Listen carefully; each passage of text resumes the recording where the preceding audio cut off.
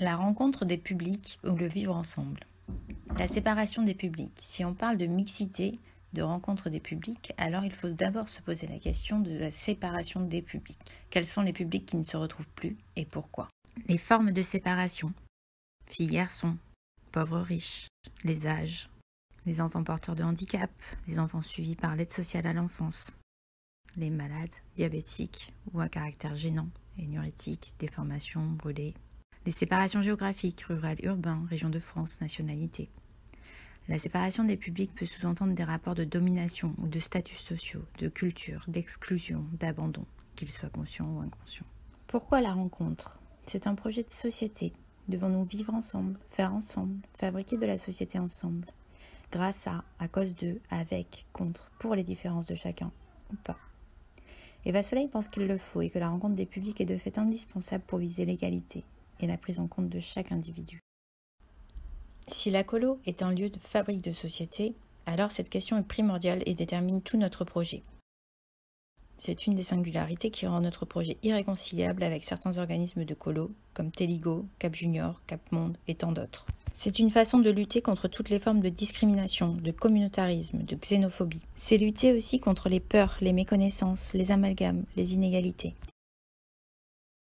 Accueillir des publics différents au même endroit sans y réfléchir peut aggraver la relation entre ces publics.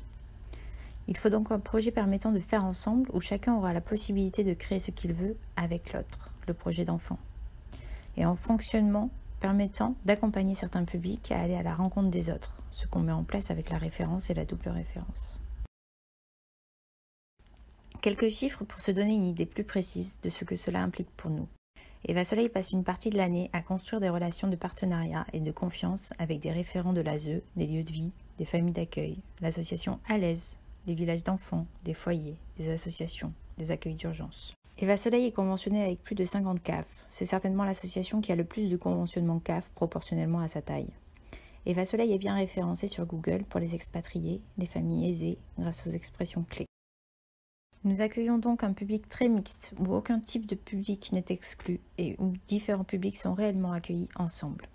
C'est environ un tiers du public qui est soit soutenu financièrement, soit avec un accompagnement éducatif, ou les deux.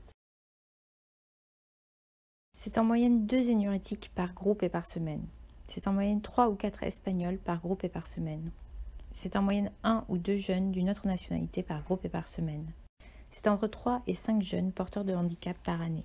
C'est au minimum 2 enfants en situation d'extrême pauvreté à qui nous offrons des séjours en partenariat avec Intermède Robinson. C'est environ un tiers du public qui demande à régler les séjours en plus de 5 mensualités, et c'est un quart du public dont les parents règlent en une seule fois.